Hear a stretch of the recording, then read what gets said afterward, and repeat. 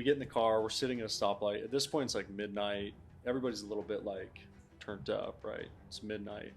Sitting at a stoplight, and a car, we're sitting still, slams into the back of us going 40 miles an hour. Oh my gosh. Boom, this huge, oh dude.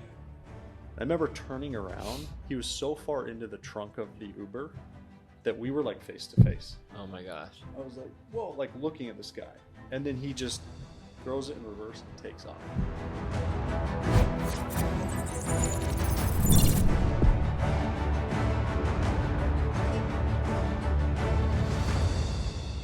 David, good to meet you. I think those who know you well would say that you have this boundless imagination to just go for it. Yeah. And you've shown repeatedly that that's true. Talk to me about that. Where did that come from? Is that true? You know, where did you develop this from? It's a great question. I think it probably started the most in when I was young. I was not always tall. I was like skinny and really short, and I was just loved basketball, and I wanted to be on the team. And I remember like my first year I got cut, but I could be a manager, and I was like, great, that's happened to Michael Jordan, so I can just do what he did. And I think that was like the first thing where like the next year I made the team and started and all that sort of stuff. But I think that's probably like the seed of where well, I don't care that I'm a manager on the freshman team, like I'm gonna figure it out, you know. And so I just like through my life that just continued to develop. I was a really poor student in college, and so I just went to like community college my first year, and then it was okay. I gotta change this. I'm gonna go to UT, you know. And I got into UT, and just kind of there was always one thing that was with that. So yeah, it's definitely true. There's a lot of other stories that got a little bit more intense in terms of I can't believe I did that.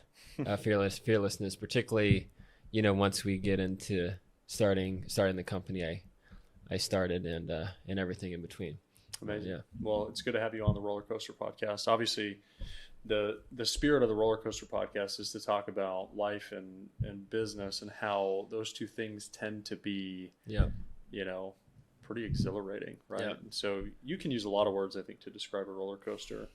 For you, just curious, what do you think about when you think about that word, the roller coaster? I guess the first thought is when I got first roller coaster I ever rode, I got a bloody nose when I was like 8 years old, and I was scared out of my mind.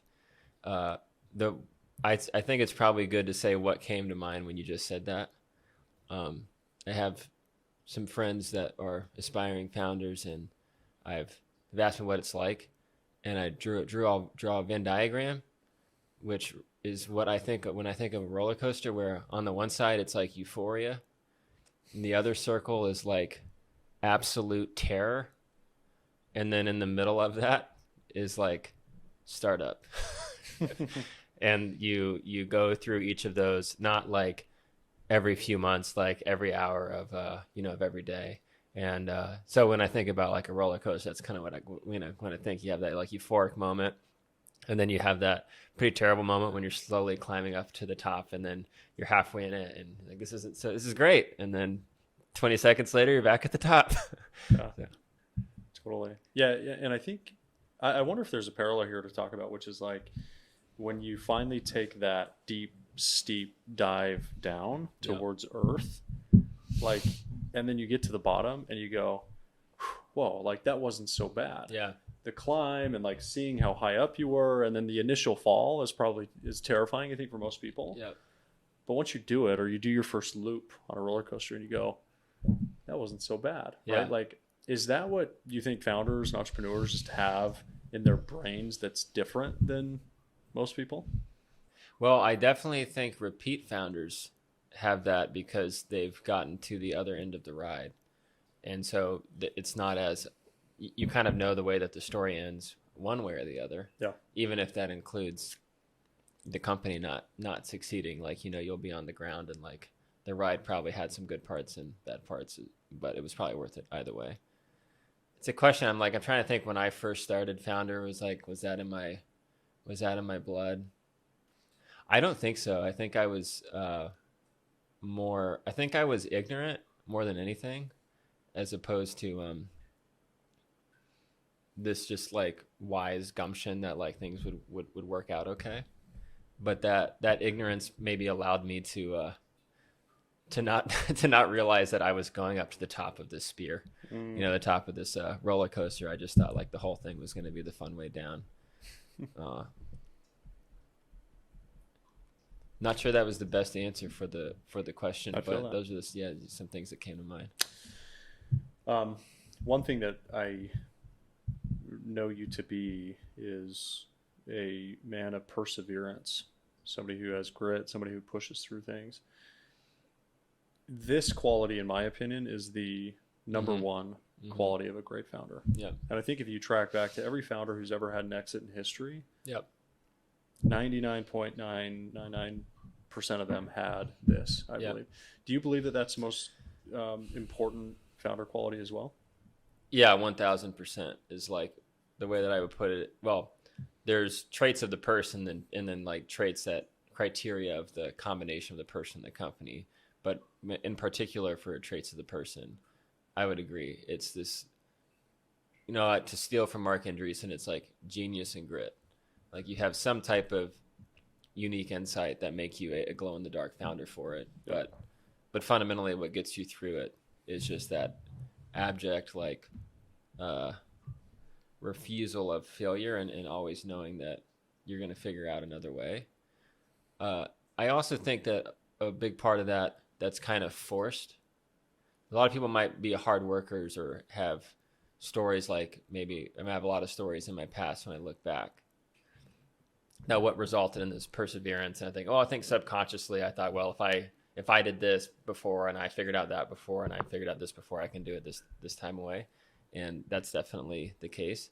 But that's not usually enough. Like what I've found or what I think is almost more than that is like the emotional steadiness to be able to continue to say yes and to persevere. Like you can be capable of it, but your ability to pursue it and to not have a lot of negative self-talk and stay like grounded for the long haul, that's just kind of forced in my experience. Like you either have to get that or die, because otherwise you will die. You will die without it. Yeah, it's interesting. Some of what we talked about, specifically that last point, and then also talking about the roller coaster. You mentioned that you believe second-time founders have a unique advantage because they've been through it, right? They understand, they can sort of forecast what's to come. Have you been to Disneyland before? Yeah, Disney World. Disney World, yeah. So I've never been to Disney World. I've been to Disneyland, though. That's what we do on the West Coast. Mm-hmm. And there's a ride there called Space Mountain. Have you been on Space Mountain before? Yeah. Mm-hmm. Okay. So Space Mountain, for those who don't know at home, is pitch black, right? Mm-hmm. And it's really fast. I think it's the fastest ride by miles per hour in all of Disneyland. And the first time you do Space Mountain, it's pretty like intense. It's scary. It's pitch black. You don't know what's going to come. You're literally getting whipped around in your seat. Mm-hmm. And you get done, you're just like, holy shit. Like, what was that? That was crazy. Mm-hmm. But then you go do it again, and it's not as bad. And you do it a third time, and it's like, oh, I actually know where this is going to go now. Mm-hmm. Like, I'm starting to brace myself for certain turns and dips and dives. Mm-hmm. And then it becomes like fun. Mm-hmm. And then let's imagine the lights come on and you can actually see exactly where it's going to go. Mm-hmm. Right?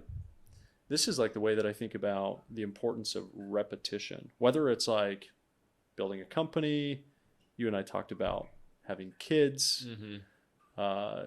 So many things in life, I think, become simpler and more calm. Mm-hmm. And you have the ability to flatten the curve of the roller coaster as you do repetition. Do you agree with that? And what are your thoughts on repetition and the importance of that? Yeah, I think it's a great analogy. I think I'm going to steal that one. It's great.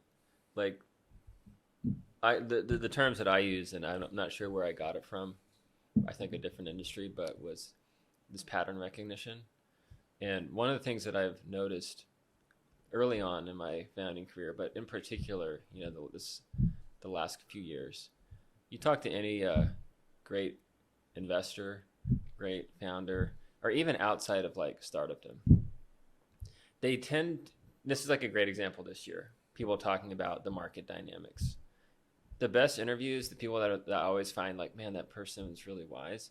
It's when they speak through the lens of history, meaning they can match this like pattern that's happening right now to some like universal pattern that is not abnormal, and through that can create like a mental model to be able to understand how this fits into the whole thing, and then consequently be relatively like emotionally steady and not freak out because you don't know the way that the story is going to end. And I think it's very similar through founderdom, is that you go through enough licks and enough repetition, these things that when you first started are seemingly unconnected, and because they're unconnected, it's ambiguous, you don't know how to make sense of it, and it becomes anxiety inducing. But then after, to your example, like the third, fourth, fifth ride, and that doesn't mean third, fourth, fifth company, this means like the third, fourth, fifth rodeo of your first go round. Yeah. You, at least for me, it was like, okay, there's really only like 4 or 5 things here that I can put everything into the bucket. And then that created a sense of like, okay, so now I kind of get it. I know it's one of these 5 things. I know how these things, typically go. And I know in the past when I encounter something new where it's scary and I don't know what twist it is, maybe I can't figure out what that thing is in the moment, but at least I have the confidence to know eventually it will be reduced down to some like fundamental smaller model, and it's not that novel. And if I can overcome this, then I can overcome that. That's great. You talked about rodeos. I think that's a good analogy, right? You have, anytime you're doing a company, you've got different inflection points that happen. Usually when you think about an inflection point, it's a good thing. You have ups and downs. I describe the day in the life of a founder more like a heart rate monitor, right? So if you think about like this dance, like in most people's lives, they go through like this sort of deal, but with founders, it's like hyper condensed into like a single day, right? So you could have you could have 4 or 5 highs and lows in the same day, where you think you're the king of the world for half of it, and you're literally down in the dumps for the other half, and depressed and anxiety, and it's tough. Curious, why did you use the word rodeos, and what are some of the rodeos that you see founders experience, but then maybe went through yourself as a founder? Yeah. Well, the founders on listening don't need the explanation, but for those that haven't, like, I don't know why I use that term. Because when I think about the most accurate metaphor for those palpitations, if you will, it's like, being a good Texan, right? I think about like riding a bronco or riding a bull. I used to go to rodeo a lot, because my wife now lived in Fort Worth. There's like specific rodeos that I could tell, and then there's, I guess, more like qualitative, like what those are, meaning like the types of things you can anticipate to expect. Which one would we like to go? Do you want me to demonstrate one through a story, or do you want me to talk in generalities, or a little bit of both? Yeah, I'd love to hear a story. Okay. Man, which one do I pick? Okay. So when we started KEET, and for just a little, basic context, I started KEET. I was a physical therapist. I was in physical therapy school. I had just gone through a very like significant personal tragedy, and I was in my last month of school, last months of residency, which means I was actually like treating patients. Okay, and I got very disillusioned with that for a variety of reasons, and ended up meeting someone that was a patient that had a similar experience, same type of disillusionment. He had this general idea of what ended up kind of a napkin idea for KEET, and we hit it off, and we started it. So what KEET was, essentially, to make it real straightforward, especially for those that are outside of healthcare, is anyone that's ever been to a doctor's office, physical therapist, counselor, etc., you depending on who you see, you get some things to do at home, right? And back in 2015, in therapy in particular, the main thing of that was like exercises, but it'd also be stuff like make sure you don't, reach your arm this way until 6 weeks after your surgery, some education stuff. So what KEET was just a very modern way in a native application to keep in touch with your therapist between visits by having all that stuff in an easy to use access, videos of your exercises, be able to say how you're doing, message your therapist, that type of stuff. So that's what KEET was when it started. So we had this typical cold start problem. All right, so if you think about, the general cold start marketplace, we're not a marketplace, but as a metaphor, right? When Airbnb starts, it's the typical, like, try to convince people to join it, and they're like, there's not that many houses on it, and then you try to convince homeowners to put their houses on it, and it's like, well, there's not that many people on it, and you need both to get the value, like typical network effect situation. Sure. Interesting, in healthcare, it was more like we would go pitch KEET. We had a few massive problems in the beginning, but one of them was, well, do you have an integration with our electronic medical record system? And the analogy I always make there is it's kind of like if you had a rev tech or a sales tech software, you're selling it to a SaaS company, and they ask you, like, does it integrate with Salesforce? Yeah, right. Because it's kind of a non-starter. Like you have to have that. Unfortunately, in SaaS, like Salesforce APIs are public and open, and like you can just do that. But in our situation, that didn't exist. APIs weren't even a thing. And so you had to have a custom integration with each of these. You had to literally get permission to work with the companies to do it. They had to allocate resources and capital and all that sort of stuff. So we'd make this amazing pitch. My founder and I were like just the best pitch guys, the best. And we'd get people all excited and they want to do it. And they'd ask that question, well, do you have an integration? And we'd say, no, right? But if you sign up with us and we get enough, then we can go to the EMR and get an integration. They said, well, come back to me and talk when you have the integration. Okay. So then we started reaching out to the EMR companies, go to the conferences, try to stand out. And they were great, and they were so nice, and they loved talking to us. And mainly because their jobs were just boring otherwise. And there was like two young millennials, offering them mezcal and trying to ask for an integration. And, guess what they would ask? Do you have any of our customers? Well, no, because we try to get the customer, you don't have the integration. Well, come back to us when you have customers, right? So that was like a huge issue, and a question that we didn't know how we were going to make it, because we're young. Like, I didn't have any business background whatsoever. I didn't know how we were going to do this. So fast forward to get to like one of the biggest earlier quote like rodeo heart palpitations we had.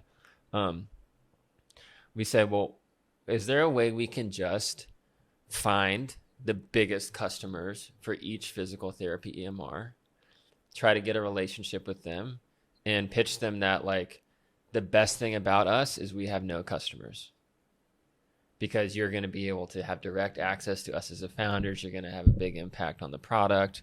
All the things that you say that are true. There's a benefit to being early, being able to move fast, all that sort of stuff. We lucked out. So we got a pilot with the third largest at the time. Now they're like second, but they were one of the biggest ones, and one of the more like celebrity CEOs, at the time, and still is. So we get all ready to launch this pilot. We get the integration because he told the EMR company, we want to do this. Let's get an integration. And so we get all this integration ready with the team, and everyone's like, hey, yeah, it's great. We know how to do this. Just by the way, like, being integration with an EMR is like not what you would expect with an API. It is a totally different world. It's all these new standards and documentation and different technology. That's just a bunch of acronyms. Okay. And it's very difficult. So we get all set up. We're all excited. This CEO is like ramped. Okay. And I had some friends that said, or some friends, like people in the industry, it's like, he can be your best customer, but he's very demanding, like, in a good way. So, okay, we're all excited. We go live. Literally the first day, the entire software goes kaput. So we had some customers that they all lose access, and the pilots, nothing's working. It takes us the whole day. We can't even get it launched. And then that whole pilot was just atrocious. It was so slow. We didn't know what was going to break, what wasn't. We're getting angry, messages in our shared Slack channel in front of the whole company around what's going on, and plenty of like criticisms, And I remember being in that, and in the moment, looking back, I just thought like the world was ending. Like this is going to be public. We're not going to get any customer out of this. No one's going to use this now. This is we're done. We're done. And turns out like you just kept persevering, and we just kept trying to figure out a way to make it work, and we just did like very transparent updates, with him, and they ended up signing with us and becoming our largest customer up until our exit in January, and a massive part of our business, and now one of my best friends. So like that's kind of that example where the first time that type of thing happened, I was petrified. Yeah. And also the first time that happened, the first thing that I sacrificed was myself, my health, exercise, way too much caffeine, not eating great, just letting everything else just like totally burn. And, which looking back is like not worth anything of doing that. But that was my first reaction. If we're kind of using this line of like, what about when you get better at riding the bull, is that, it's a long game, and that, you kind of can literally like overcome anything but you have to have the endurance to do it. So that wasn't the first time we had an angry customer, or a customer that regretted signing up for us, or anything in between, or much more intense than that. But because I had gone through it a couple times, like the 15th time or 20th time that it happened, like the first thing I did was not sacrifice myself. It was like quite the opposite, right? Yeah. So I guess that's one first rodeo that kind of that example of once it happens, because it happens. You don't know that going into it. You're too ignorant. You think everything's going to be great.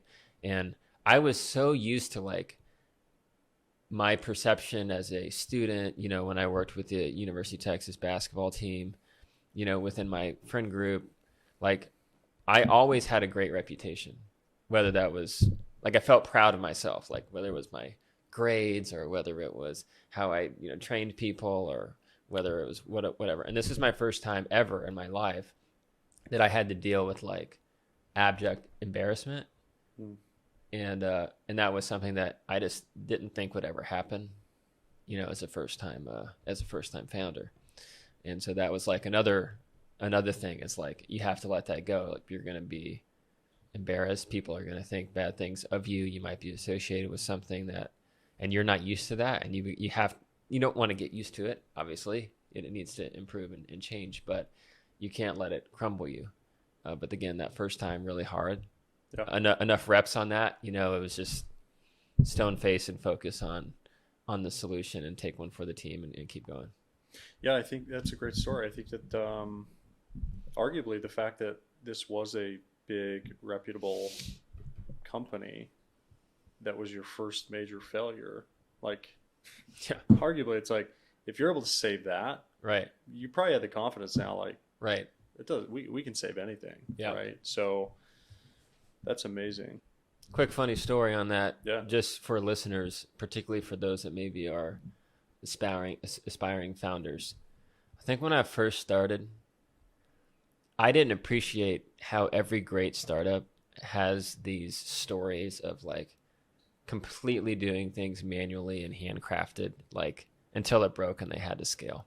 Like the whole, Reddit story of them having a bunch of their own users and like asking themselves questions and answering and stuff like that, to Airbnb like manually physically going to take all the photos, or the Yelp guy living in San Francisco nightclubs and just literally going every night and asking people what they thought, and that's exactly what we did for that pilot. Because one of the things that that our software did was, after your first appointment as a therapist, we'd send you out a net promoter score. And the pitch there was like, no patient's going to tell you that they hated their time and they're never coming back to your face, right? They're going to say, oh yeah, great, got my appointment, I'll see you next time, to the therapist. Therapist thinks things are going great, and then they never show up. Yeah. Right. So the idea was like, but if we send this person a net promoter score, meaning how likely are you to recommend a 0 out of 10 in the comfort of their own home, and they had a terrible experience, all the data shows like people will definitely tell you if they had a terrible experience, right? So that was the idea.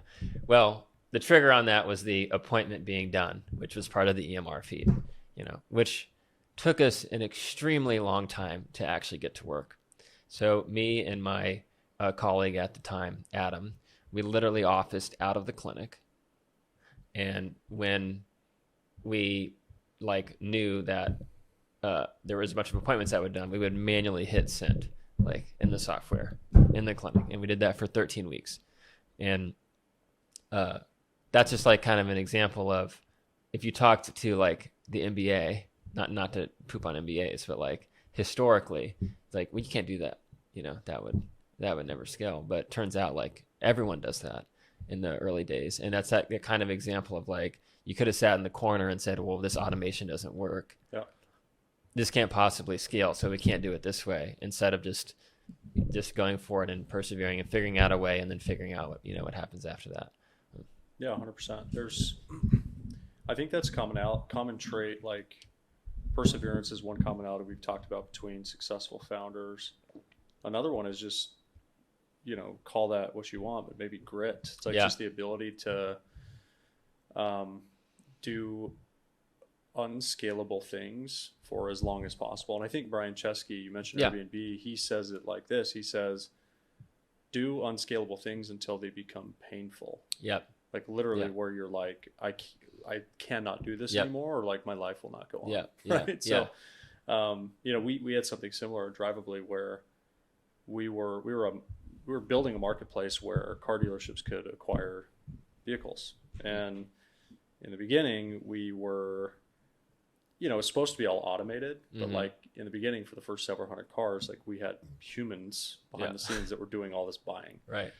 And the dealers thought, man, this is amazing. This is so simple. And it's well, if you really knew the way that we were doing this, it wouldn't be that great. But, eventually you figure out how to automate those processes, and then it actually scales. It actually works. So, you mentioned a personal tragedy in your life. Are you willing to talk about that? Yeah, sure.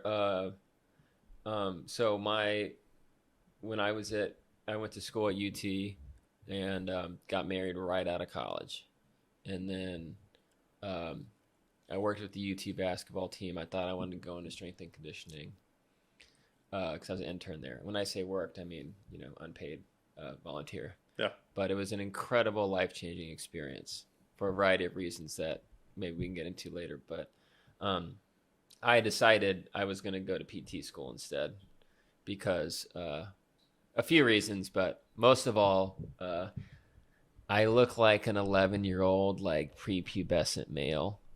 And even though I was working in strength and conditioning, I just had to come to grips with the fact that it's hard for me to be this authoritarian, disciplined guy to the 6'9", 250 guy from the Bronx. So that was one reason. And I didn't want to live in small towns my whole life. And you basically made very little money. And so decided to go to PT school. And my wife, my ex-wife at the time, was a breadwinner. She's a consultant. Anyway, fast forward to the tragedy. So 1 year into PT school. PT school is just as hard as medical school. In fact, the same professors teach anatomy and they teach physiology to all the same students. And it was the hardest gauntlet of academic things I had ever been to this week. There was 7 exams and lab exams. I mean, just impossible, right? The types of things that you walk in and you've studied so hard and you have to just accept the fact that there's about 20% of the material that you absolutely don't understand whatsoever. And on my birthday, my literal birthday, so we had a three-year anniversary on the 26th, June 26th. On July 1st, after all these tests, on my birthday, wife says, hey, I've had an affair with my coworker and I'm leaving. And that's exactly what happened. Within 2 months she had left and we were divorced, and again, she was a breadwinner, and so now I'm in PT school trying to figure out how I'm gonna pay for it, and then obviously just massive, tragedy and self-worth and all the things that you can imagine happen to you when something like that happens. now I would be remiss not to say that was, one of the best things that ever happened to me, because I fell in love with my now wife, Leslie, who's just the absolute treasure of my life and best friend. And I'm so happy that that happened so I could meet her. But at the, like full stop. And then going back to that story, that again that was probably like the biggest tragedy I'd ever experienced at the time, and forced you, we had talked about this a little bit before on air, right? Forced you to ask those big questions about yourself and what you were holding on to, and what mistakes you made, and, what you could have done better, and are you lovable, and all these things that we don't like to mention, particularly as like men that have like shiny resumes. But that was what I had gone through.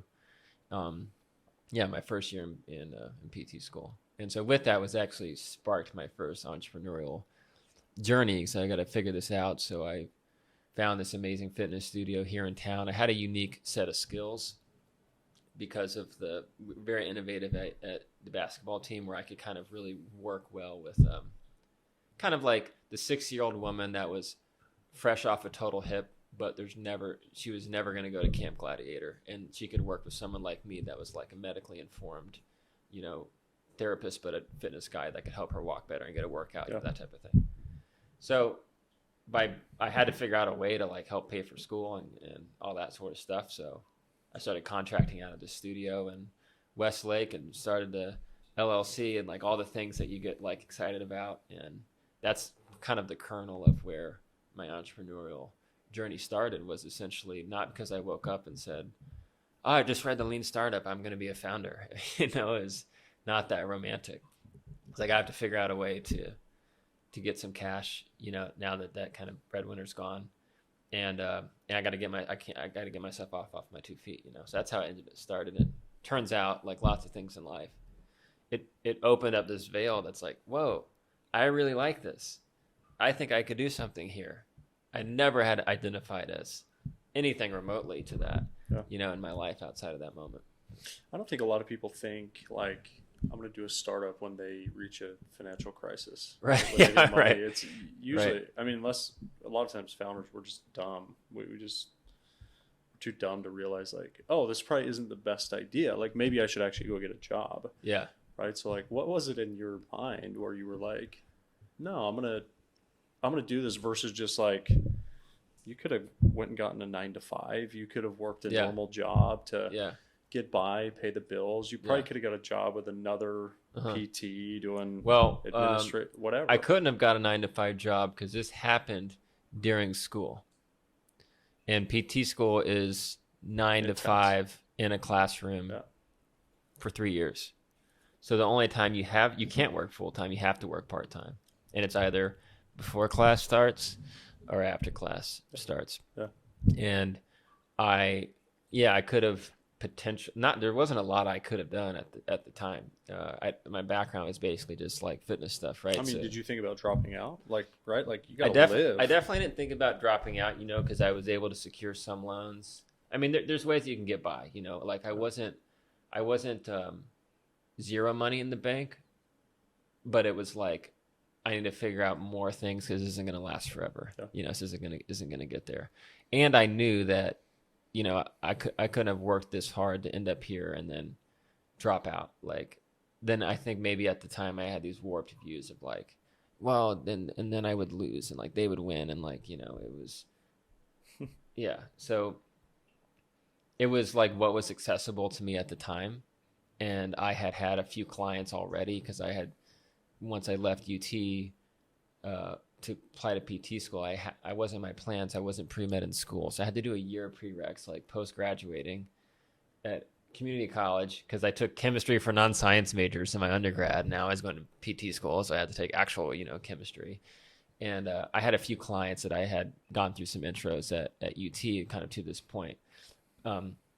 So I was like, I can just try to build that and make it a little bit bigger. And it was a lot of luck too. I mean, that's always a component of every founding story. Like I happened to just run into this new studio that had been made whose model was to allow people to have their own business and they would just take a very trainer friendly cut, and you could make some decent cash. And if that wouldn't have happened, I don't know how I would have done it. But it just kind of worked out. You talked about being an 11-year-old prepubescent. I think that's hilarious. But like, you're one of those guys that now you're looking back, Yeah. laughing at those people that made fun of you because you Yeah. look super young, and you're probably Yeah. gonna look super young your entire Yeah. life. Yeah. So when you're 50, you're gonna be like, Yeah. yeah. I like it now. When I was younger, I hated it. But now that I'm, in my 30s, it's nice. It's nice to get It's a to lot wait. better. How old are you? Yeah. Yeah. I shouldn't have given it away on the pod. Okay, I'm 21 still. Yeah, you've done a lot by 21. One thing you talked about was, when you first started your company, which we'll get into some of the KEET stuff, and it's just some of the war stories that you went through there. You talked about your health going by the wayside. You weren't really thinking about, diet, exercise, all the things that you knew to be true to create the best mental and physical health. Like, these things went away. You weren't sleeping very well. You were drinking too much caffeine, all this kind of stuff. Looking back, like, do you think there was a way for you to go through and do your startup while maintaining enough balance and discipline to get enough sleep, drink less caffeine, exercise, eat right, do all the things to keep your mind and your body sharp? It's a great question. It's so easy to sit here and say yes because you know how the story ended. But I really try to think back, like, really like kind of close my eyes and remember what it was like being in my little apartment, like thinking about late at night, thinking about what we had to do the next day or whatever. The short answer is I don't think that I can only answer it through the lens of that experience, because I don't know if it would be. There were lots of things that we made harder on ourselves because we didn't have some things figured out. Like in the beginning, fundamentally, that was like product market fit, right? Like it wasn't fantastic, and it compounded all of those things. But if I look at through that lens, I don't think it was possible to have this quote unquote like perfect balance, if you will, of I only worked 9 to 5, and then I shut it off when I came home, and I had the same exact social life I used to have, and I was always a huge reader, and I could like just read great classic books through the night, and I could no, I don't think that was possible because of the demands that are required in starting a venture with a lean team. Like there's no mercy. You have work to do, and you don't have enough humans to do it. But I do think there are ways that I could have not gone as far off the deep end now. Simple examples of that is just like, I've never had a day in my life where I worked out, did cryotherapy, did meditation, whatever, get some sun, go for a walk. I've never had a day in my life where I've done that and regretted it. Or thought, man, I shouldn't have done that. That was a waste of time. Yeah, that was a waste of time. Yeah. I'm so much less productive now. So Totally.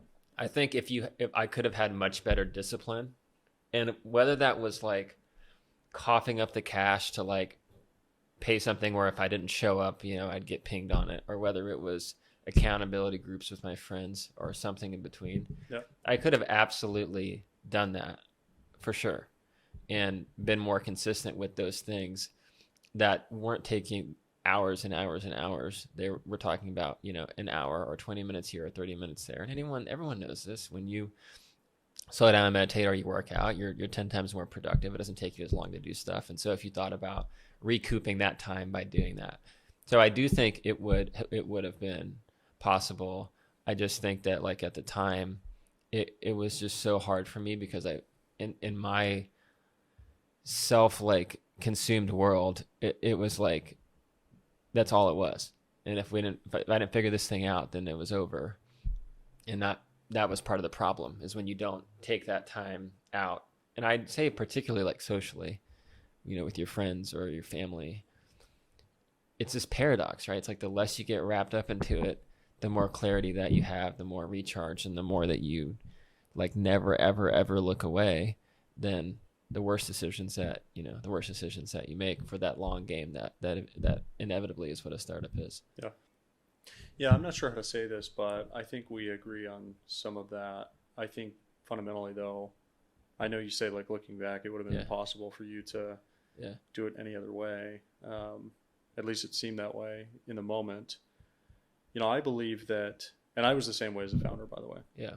But I've come to the conclusion now, working with lots of founders, coaching CEOs, advising companies, that like balance, and this is like a word that has a negative connotation in Startupville, by the way. Like people are like, it's the most annoying balance. It's the most annoying cultural characteristic. I saw a tweet like last year by a relatively well-known Austin founder, and I wanted to vomit. It said, it says, on the weekends, I don't hang out. All I do is work. It's been like this for 8 years. And some other person I know, the thread's like, hey man, balance is important. He's like, none of the greats you admire have balance. And I just Are you willing to say who that person was? No, I'm not. Okay. I just wanted to throw up, right? I'm like, cool, man. Or the hustle culture. Yeah. Like all the pot hustle in the background. Yeah. And it's not something to be celebrated, like it's more like here's some things that are inevitably happen, is that we tend to have sometimes work on a weekend, or we tend to be off kiltered. Yeah. But it's more like a tax that has to be, not even has to, it just happens. Yeah. But is very warped that it's like overly celebrated. And frankly, I think it's just a way for people to feel better at themselves, because it allows them to subconsciously say that they're better than their friends that are hanging out. And then it's how they, how they cope Absolutely. with it.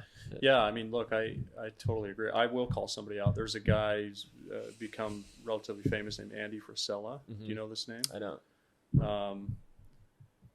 Yeah. I mean, and he's got a couple of businesses, a supplement brand and stuff like this. But like I saw a clip of him the other day. Kudos to you, Andy. You got in front of me and I watched it. But like I saw a clip of him like yelling into his microphone about balance. Yeah. And like it's bullshit. And if we're even thinking about the word balance, like you're insane. You're never gonna make it. Just all this. And I'm like I fundamentally disagree with that. I think having balance is a competitive advantage for founders, because you said something like, when you do these things, you're 10 times more productive. Like science proves that when you have some sort of balance, you have deeper relationships with your friends and the ones you love, your family, that it translates into the workplace and makes you more productive. It makes you more focused. Cognitively, your brain is better when you do that. Right. And so, I'll share an experience. I had a meeting yesterday. I had a founder that I work with that was in town for the whole day, and we did a whole day thing together. And we were doing like a whiteboard session. And I have this framework that I created that's called the perfect day. Okay. And the perfect day is this framework where basically from the time you wake up to the time you go to bed, every hour you write down what would be the perfect day for you. So first thing in the morning, 6 a.m., I would be waking up, going straight to the gym.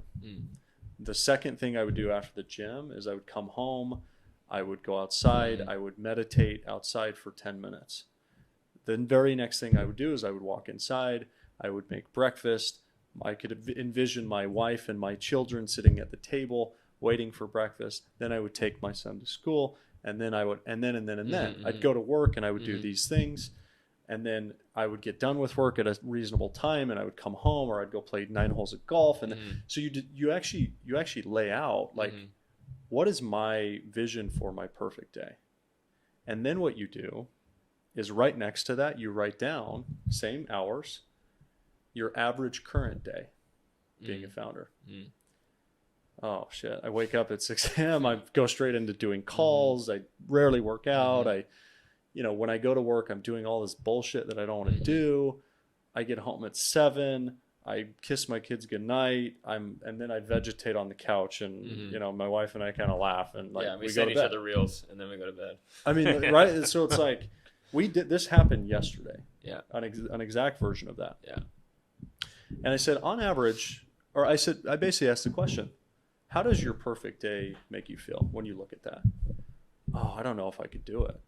I don't think his total working time in the day was 7 hours. He said, I don't think I could get by with just working 7 hours. It's not enough. I go, okay.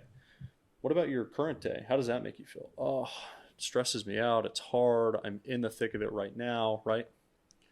How many hours are you working? 11.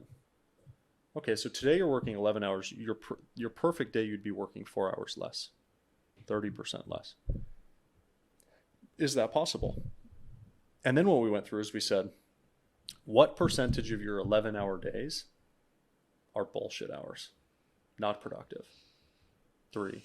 Great. So you're down to 8. What percentage of the 8 hours that are left are draining your energy? Things you don't want to do that you're not good at doing? Half. Okay. So you're telling me you have 4 hours a day that are productive today. Which one is more, 4 or 7? 7. Got it. So when you do the things you want to do in your life and you actually have balance, you will have more time, because the time that you spend, even if it's less, the time that you spend will be way more productive, incrementally more productive.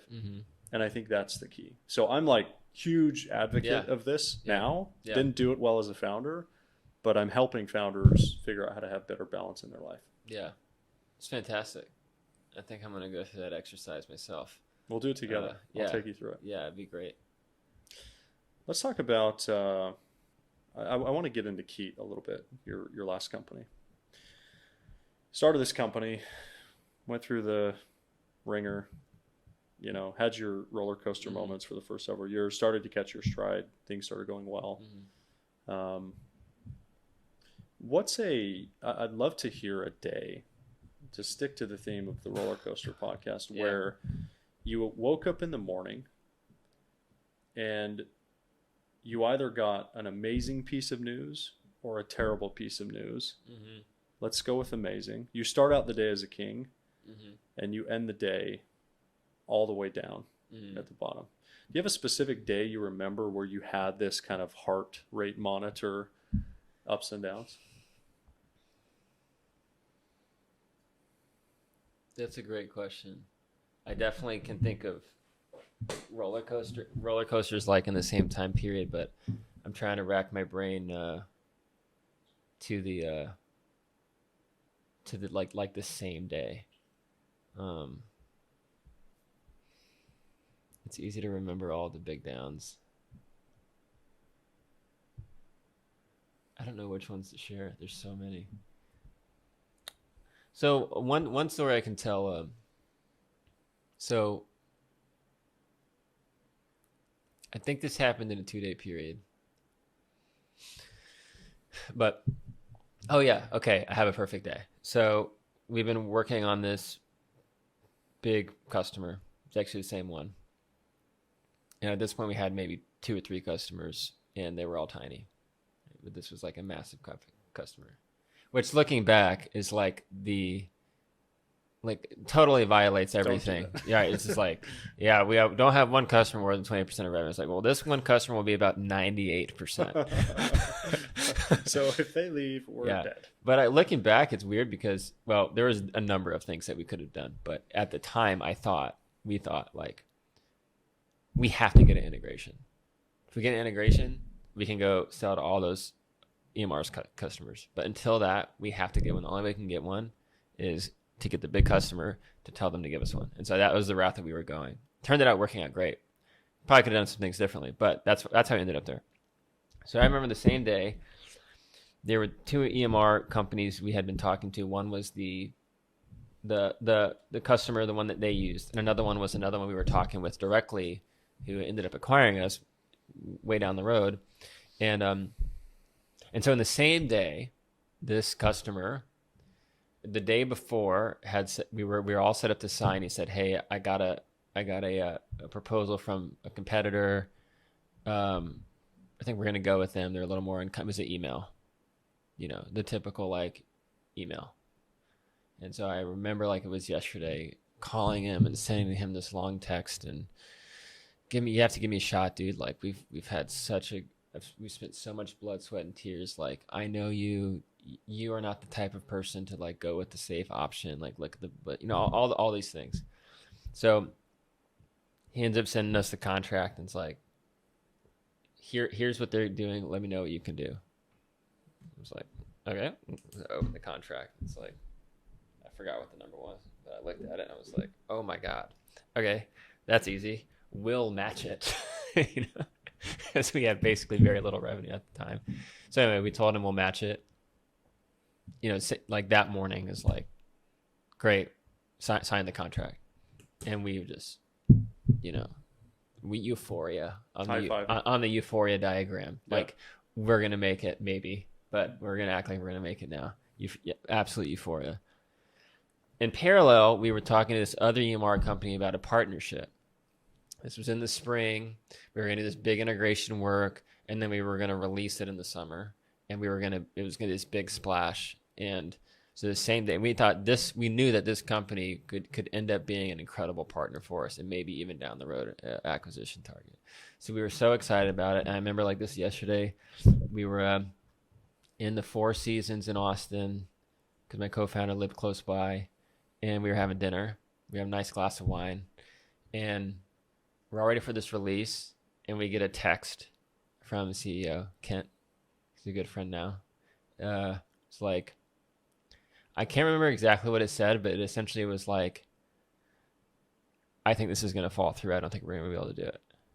So on the same day that we had this big win, the thing that we were also really banking on, like late at night, in our celebratory dinner, was, hey, I don't think this is going to work. It's gonna all fall through. Classic. And true story. That dinner switched. We looked at flights to go up to Portland, and we booked the flights that day, and we were like out like at like 5 a.m. the next morning, and just showed up unannounced at that customer's office to just fight things out, to make the partnership kind of work. And keep in mind, this all happened. This was happening like on a Monday or a Tuesday. We went to Portland on like a Tuesday, Wednesday, and that weekend, my co-founder and I were really into Mexico City at the time. And so we had our first ever company retreat like in Mexico City. Our company was like 6 people. So we were taking everyone to Mexico City to celebrate the thing that we were trying to save a few days earlier. And so then we ended up, it ended up basically, I got a lot of funny stories from that, just ridiculous things that we did on the table that looking back were so stupid at the negotiating table. But we didn't know what the answer was going to be, but we still took everyone to Mexico City and had like a great time. Yeah. So that's one, I suppose. Yeah. One of many, yeah. I'm sure. What's like maybe one of the more outlandish or crazy stunts that you guys tried to pull off? Yeah. At KEET. I think it's typical for startups to like get really creative in how they either market to customers, retain customers, sell into customers, because we have no money, right? So what were some of the things that you guys tried? Man, when I think about KEET, like my most vivid memories are those memories, and it's probably the thing that we're most known for people in those early days is just those types of things. So I have to give credit to my partner, John Reed. Like he exposed me to almost like a different level of weird, like we both had it, but we had different flavors of it and we had different flavors of gumption. So one thing that John did is he had just recently purchased for business purposes and himself. He found a 1990 Chevy Astro van in California that was totally tricked out. I mean, velvet carpet, like dream catchers, everything. He put a bar in it, like a little mini bar. And there was a huge PT conference in San Antonio, and we were based in Austin. And we were kind of known by a few people, but like the brand was totally unknown. So, like I was shacking up with a friend in a hotel, and he was just going to sleep in the van. So he slept in the van. But we went to the breezeway of the hotel. It's like a big Hilton. And we're like, what if we what if we just park the Astra van in the breezeway, and then we'll go to the liquor store, and we're just gonna get like a couple handles of mezcal, because we were like both, that was our favorite drink because of Mexico City and everything. And we're just gonna open up these Chevy Astra doors. It's like tricked out van, and then we're just gonna like tell people it's free drinks. And we knew there's a few customers we were trying to talk to, a couple really big ones, and that's what we'll do. And so we go up there, and God, it's so funny. In the breezeway was like a gunmetal gray Lambo, sick ass car. And we tell the door guy, it's the only other car in the breezeway. We go up to this door guy. It's like, hey man, how much do we have to pay you we want to park this Astra van right here. It's going to be blocking the gunmetal Lambo, but we need like prime real estate. And It's like crazy. yeah. And this guy, God, it was so funny. He's like, whoa. We're like, we'll pay you $20. Because, we're like, that's kind of what we have. There's $20. He goes, well, and this guy, this security guy was like, all of a sudden he thought that he turned into like the biggest deal maker of all time. He's like, well, I don't know. I mean, I don't know if it's going to be enough for my guys, maybe if you could do something a little better, we might be able to have a conversation. I remember looking at John like it was so funny, because John he's lived about 1,000 lives, and they're all very crazy stories, whether it's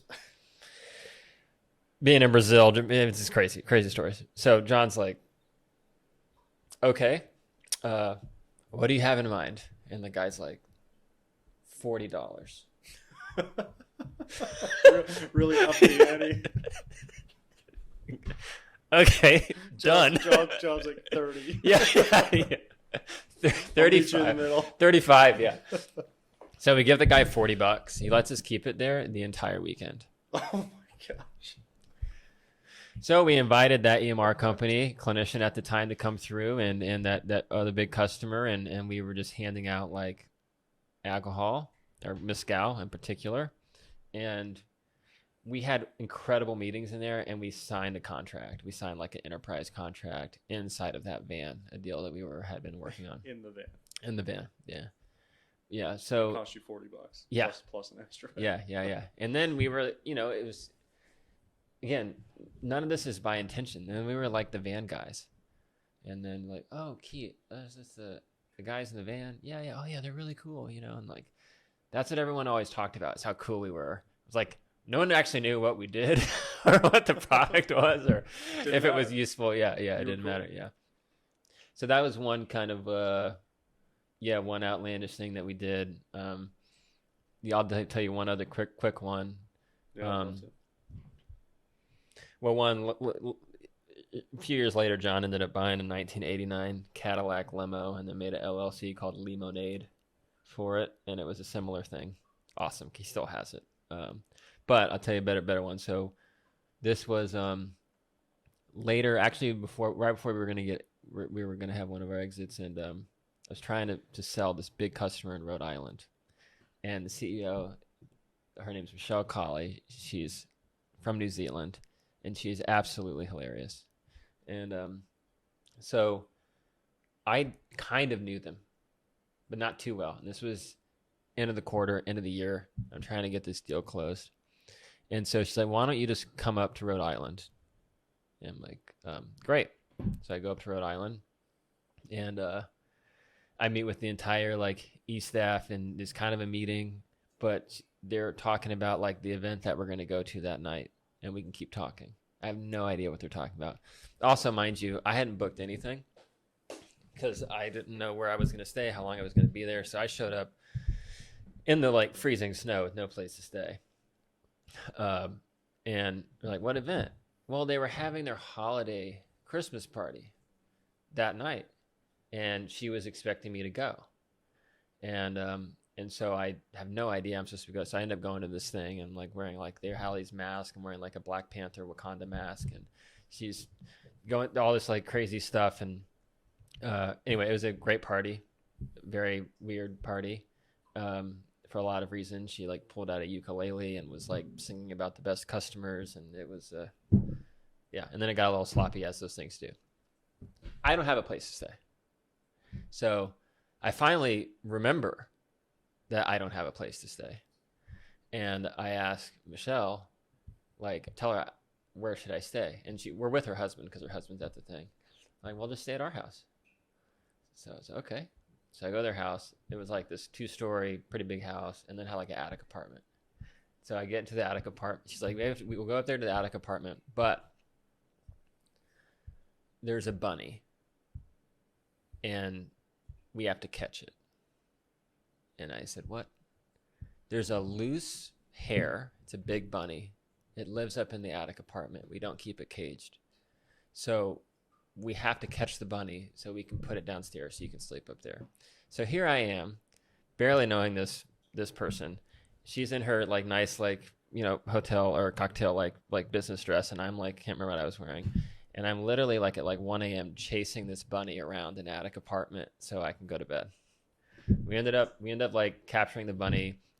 I wake up in that morning. There's a cat laying on my chest. I still have the Snapchat of it, of like me waking up and there's this massive cat laying on my chest with its purring in my face. And I go downstairs. It's a blizzard. I got up real early, couldn't sleep well, and people were sleeping in. And there's 2 older people at the kitchen table. No idea who they are. No idea who they are. They're her in-laws. They had just gotten in town. So I'm sitting at this table. I'm just having coffee with these 2 people watching this beautiful like blizzard. She ends up driving to the airport. Long story short, at literally she shakes my hand as she's dropping me off at the airport and says, "Hey, we'll do a deal." And then 2 days later, we do a deal. And to end this, we had joked that if we ever did a deal, it would only be a handshake deal. There'd be no contract. That didn't go too well. And so our CFO at the time, I sent over her the DocuSign, and she signed it. And then like a month later, I got called in and said, "Hey, you know, what the F is this contract?" I said, "What are you talking about?" And I went down to the signature.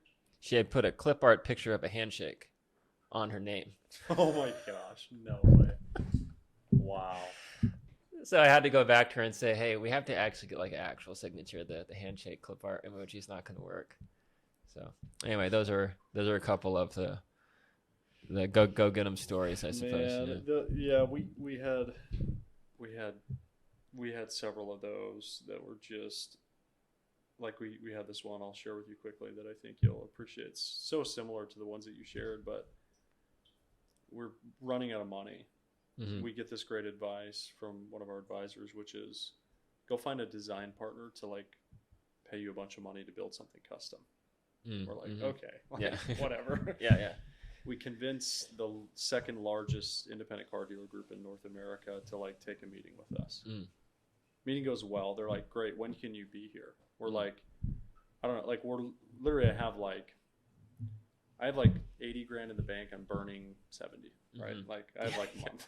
We're like, I don't know, today, tomorrow. Yeah. We book a flight. We get on a plane like a day or two later. Flight's supposed to land at like midnight. It's delayed 2.5 hours. We land at 2:30. Get to our Airbnb by 3:30. Meeting's at 8 a.m. Okay. We go to bed. Me and my co-founder, Andrew. We're in Indianapolis. We wake up, we go to this meeting, and we're just an absolute mess. And we walk in there, and our sponsors like greets us at the door. He's like, he literally looks at us, doesn't greet us, says, "You guys look like shit. Like let's get you some caffeine or something." Because like he's like a director. Yeah. But like we're meeting with the CEO of the company, the CFO. We're meeting with everybody. Yeah. He's like, I can't show you like this. So we're like pounding Red Bulls and like just trying to get amped up. And then we had another colleague meet us there on a separate flight, and he was all rested, looking good, and it's like, man, you guys look terrible. Anyways, we go through like 8 hours of meetings that day with like every key stakeholder. And dinner comes around, and we go. Which I'm sure after the 8 hours, you're fully energized. You're just like, totally there. We're running on adrenaline. We're still just like lagging. And Adam, our sponsor, is like, "Hey, we booked the nicest restaurant in Indianapolis." Yeah. for dinner. We're like, great. So we go to this dinner and there's like 12 people and the bill comes out and it's like, whatever. It's like $1,500 or something. And the bill, I remember it gets set in the middle of the table. And I'm just hoping that they're not expecting me to pay for this bill. Like, I cannot stomach the idea of paying for $1,000 dinner. Yeah, you have the alligator hands. Like, I'm just we're all kind of looking at it, and my co-founder's next to me. He's like, get the bill. Like, grab the bill. Like, don't be an idiot, right? Like, we're here to wine and dine. And I just and I remember grabbing the bill and like I was cool, I got this. Pay for the deal, and it just hurt, dude. I was oh my gosh, there goes a tenth of our cash in the bank. It's already a tenth of our it's like so much money. So we get in the car, we're sitting at a stoplight. At this point it's like midnight, everybody's a little bit like turned up, right? It's midnight, sitting at a stoplight, and a car, we're sitting still, slams into the back of us going 40 miles an hour. Oh my gosh. Boom, this huge I remember turning around. He was so far into the trunk of the Uber that we were like face to face. Oh my gosh. I was like, whoa, like looking at this guy. And then he just throws it in reverse and takes off. And the other car sitting in the intersection, there's another car there, saw the whole thing happen, chases after him. We get out of the car. We have a flight at like 8 the next morning, right? Yeah. It's just been the longest day. Then we get hit by a car. And we're like, what do we do? And the Uber driver's like, oh, you got to wait for a witness.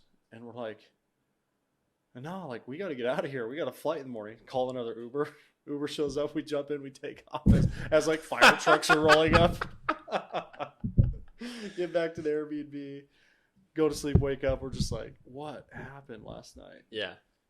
Get home that day. Got a contract. Amazing. From them. Bravo. And it was like, by the way, it was like, when you talk about outlandish, so it was like $350,000 contract when we were doing like seemingly nothing in revenue, right? Yeah. So it was like that $1,500 that we paid for that dinner was like a great return, paid off. Yeah. Oh man, it's funny even just telling that story. It's like I have similar stories, and it's so weird. Like you don't realize at the time, you feel so like what just happened. You're just doing whatever you can. Yeah. Right. And the more people you talk to, you realize that you don't have those stories. You probably didn't. Yeah. One thing you talk about a lot that you care deeply about is first principles thinking. Mm-hmm. This is something you've kind of lived by. Mm-hmm. Can you share more with maybe people that don't know what that is or how to apply it? Yeah, sure. Definitely, it's a constant journey.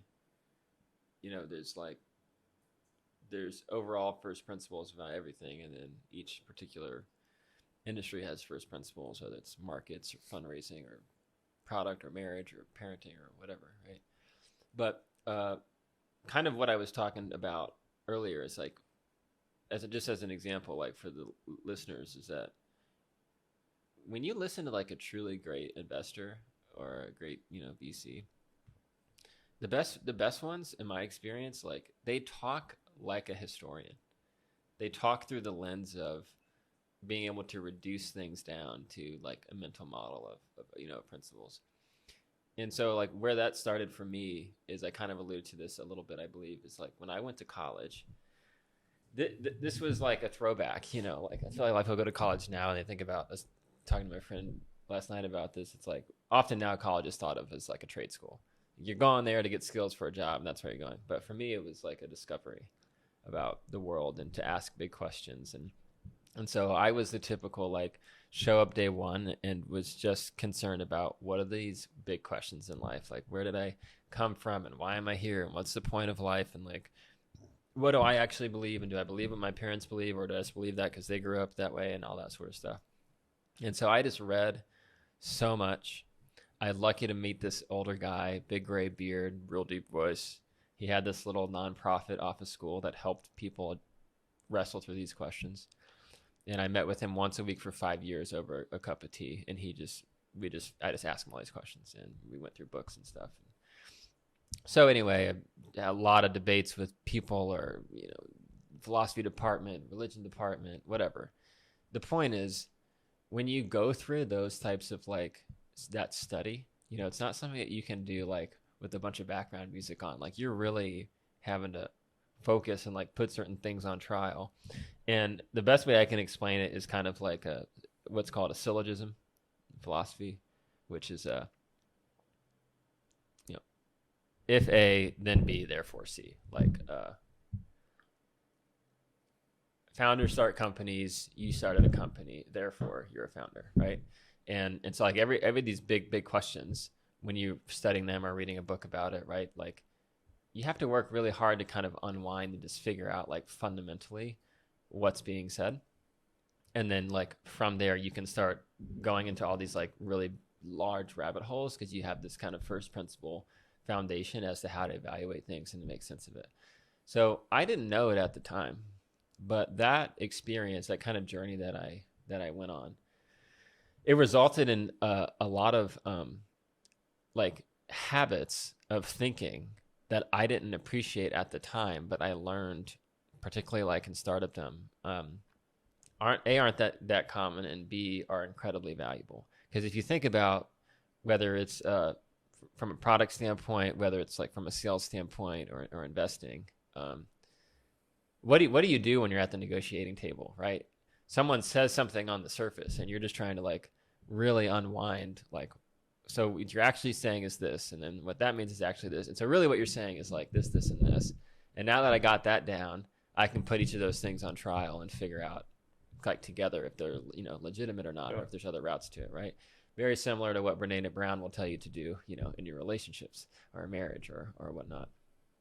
So I have found that whatever stage I'm in life, especially when you're learning a new topic, that constant search to unwind what seems to be of these large divergence of things that you can't possibly think that one day you'll understand, to be able to unwind them back to the core, like first principles, and then being able to work that model from there is invaluable. Like literally in all aspects of my life, business included, but not exclusively business. Nice. Yeah. Well said. I just want to end with, you're now a father of a roughly 9-month-old. 9-month-old child. Very good. Yes. Talk to me about what you're doing now, being a father, a husband. Hopefully you're doing a better job of being a good husband since the exit. But let's talk about life after the exit. Yeah. So we had a final exit in January. And this year? Last year. Yeah. 22. 2022. Yeah. Okay. And we it just happened to work out. I was telling you before the show that we parted ways with the acquiring company in April, and we had our first daughter in May. So what I'm up to now, I took about 6 months to be a dad, and I talked to a lot of people about what that looks like, and the most advice I got was, hey, if you're in the position where you can take 6-9 months in those early years to just, you'd be stupid not to do it. So I feel really, really fortunate to be able to spend just this total uninterrupted time with my daughter and with my wife, and not have to experience a lot of the maybe strains that come with working full time and doing that. And so, I'm still like fully focused on just being like the best dad I can be. And also part of that process is kind of integrating that into my identity now. And then what that means with how I approach, whether it's the next company I start or whatever that next venture ends up being, startup or otherwise. And I've spent probably the last like 3 to 4 months really doing a lot of stuff like this, not particular podcast, but I remember our first conversation, you had shared that, one of the, if I remember correctly, one of the kernels of you starting this was that you never lifted your head up too much when you were in the midst of it and realized like you didn't have a great network of kind of authentic people that you could talk to that were going through similar things. Yeah. And so I've really taken this last kind of 4 months or so to just go like on a networking roadshow, like no strings attached. Some things have intentional purpose behind them. Other things are just being able to get back out there, which I did a lot in the early years and then not for like 5 years. Yeah. And that's been fantastic. It's been really great to be exposed to different things, to learn things about yourself, all that sort of stuff. And it just turns out like anything else. maybe this is a little nugget that I just realized yesterday that we can, close it out with is some of the most like not planned out people I met, like some random happy hour I went to, or some person I thought was just really interesting. So we had coffee, or we became friends on LinkedIn or whatever, or Twitter, 3-4 years ago. I just came back from New York last week, had a coffee with a friend of mine who now works at Andreessen Horowitz, who we had just become friends because we thought that I thought where he was working at was cool. He thought what I was doing was cool. And we were just chit chatting just on LinkedIn for fun. And that conversation I had last week was like incredibly insightful and like really kind of changed the way of some things that I was thinking about, maybe some startups to do and whatnot. So you never know. Like, it's so hard. I was talking to a friend yesterday who's in the throes of this. He's in a Series A startup, Andreessen Horowitz, very well known. And he was just talking about how like he's having challenges of like getting himself to like go to like a founder's dinner or something like that.